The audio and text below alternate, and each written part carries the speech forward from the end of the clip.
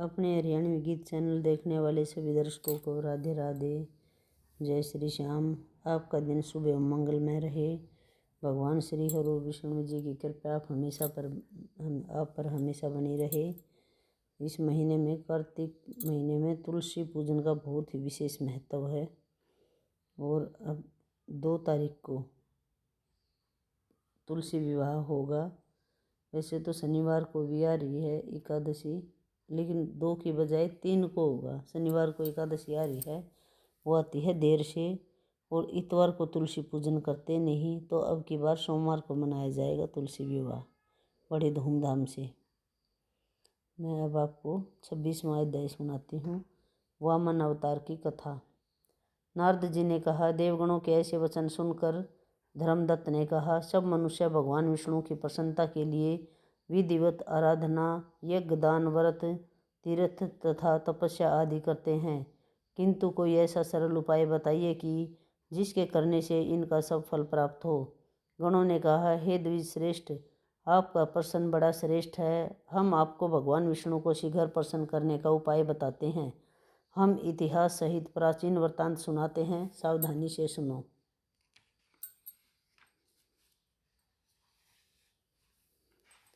प्राचीन काल में कांचीपुरी में चोल नामक चक्रवर्ती राजा राज्य करता था। उसी के नाम से उसके देश का नाम भी चोल ही प्रसिद्ध था। राजा चोल के राज्य में कोई प्राणी दरिद्र, दुखी, पापी व रोगी नहीं था। यह सब राजा के यज्ञ करने का प्रभाव था। ताम्रपर्णी नदी के दोनों किनारों पर सोने के यज्ञ स्तंभ सुशोभित थे। हे द्विजवर, एक दिन वह राजा भगवान विष्णु के पास गया। भगवान उस समय शेष शैया पर योग निद्रा वश में सो रहे थे। राजा ने उनकी मणियों, मोतियों और स्वर्ण के जड़ित फूलों फलों द्वारा पूजा की। वह साष्टांग प्रणाम करके भगवान के चरणों के पास ही बैठ गए। थोड़ी देर के बाद राजा ने अपनी नगरी कांचीपुरी के ब्राह्मण विष्णुदास को वहां आते हुए देखा। विष्णुदास भगवान की पूजा के लिए तुलसी दल और जल लिए हुए था। विष्णुदास ने वहां आकर भगवान को विष्णु सूक्त मंत्रों द्वारा स्नान करवाकर मंजरी तथा दलों से उनका विधि पूर्वक पूजन किया। विष्णुदास के चढ़ाए हुए दलों से राजा के चढ़ाए हुए मणि, मोती एवं स्वर्ण के फूल ढक गए। राजा यह देखकर क्रोध में भरकर बोला, ढोंगी मूर्ख, तूने मेरी चढ़ाई हुई मणियों, मोतियों व सोने के फूलों को तुलसी दल व अपने सादे फूलों से ढक दिया। तू बेचारा भला भक्ति करना क्या जाने। तूने मेरे किए हुए विचित्र श्रृंगार को बिगाड़ दिया। राजा की बात सुनकर विष्णुदास को भी क्रोध चढ़ आया और वह राजा के गौरव को तुच्छ समझकर कहने लगा, हे राजन, तुम भक्ति करना नहीं जानते, तुमको अपने धन का घमंड है। बताओ, आज से पहले तुमने भगवान के कितने व्रत किए हैं।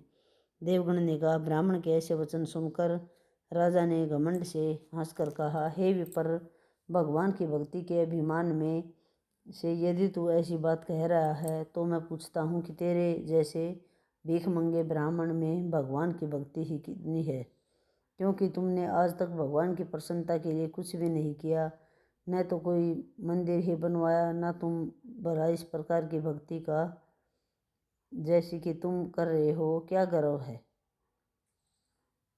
क्या गर्व कर सकते हो। यहाँ जितने भी ब्राह्मण बैठे हैं, मेरी बात को ध्यानपूर्वक सुने और देखे कि भगवान विष्णु के दर्शन मुझे होते हैं या कि उसे।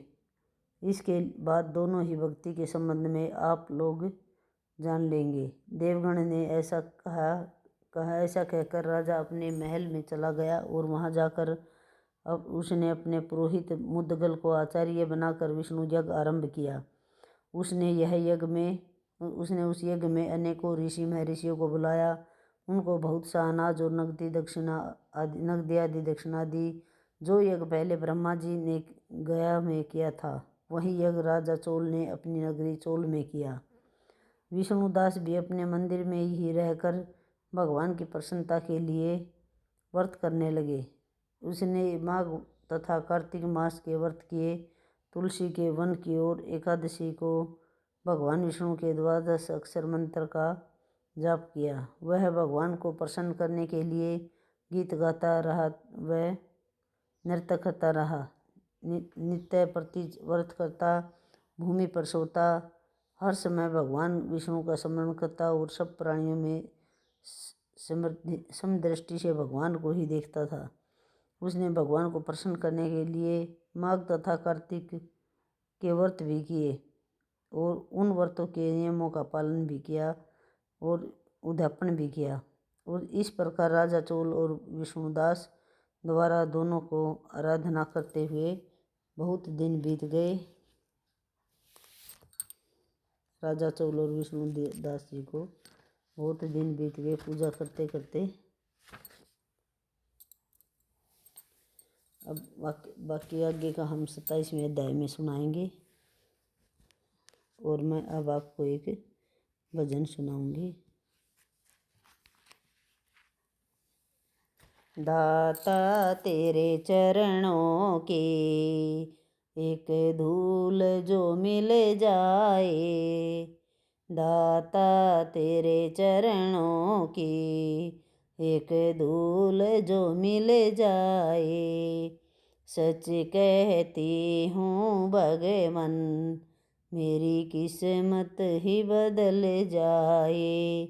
सच कहती हूँ हे भगवन मेरी किस्मत बदल जाए।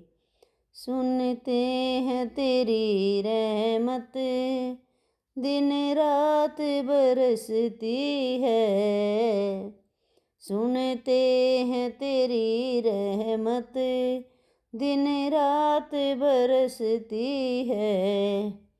एक बूंद जो मिल जाए, एक बूंद जो मिल जाए, किस्मत ही बदल जाए। दाता तेरे चरणों की एक धूल जो मिल जाए। यह मन बड़ा चंचल है, इसे कैसे मैं समझाऊं, जितना इसे समझाऊं उतना ही मचलता है। दाता तेरे चरणों की एक धूल जो मिल जाए। सच कहता हूँ श्यामा किस्मत ही बदल जाए। सच कहता हूँ कान्हा किस्मत ही बदल जाए। नजरों से गिराना ना चाहे कितनी सजा देना, नजरों से गिराए ना चाहे जितनी सजा देना। नजरों से जो गिर जाए मुश्किल ही संभल पाए। दाता तेरे चरणों की श्यामा तेरे चरणों की एक धूल जो मिल जाए। सच कहती हूँ भगवन किस्मत ही बदल जाए। दाता इस जीवन की बस इतनी तमन्ना है, तू सामने हो मेरे और प्राण निकल जाए। दाता तेरे चरणों के घर धूल जो मिल जाए। सच कहती हूँ भगवन किस्मत ही बदल जाए। दाता तेरे चरणों की घर धूल जो मिल जाए। सच कहती हूँ भगवन किस्मत ही बदल जाए। जय श्री श्याम, जय श्री श्याम। राधा रानी सरकार की जय हो। भजन कैसा लगे जी कमेंट बॉक्स में ज़रूर लिख कर बताया करो।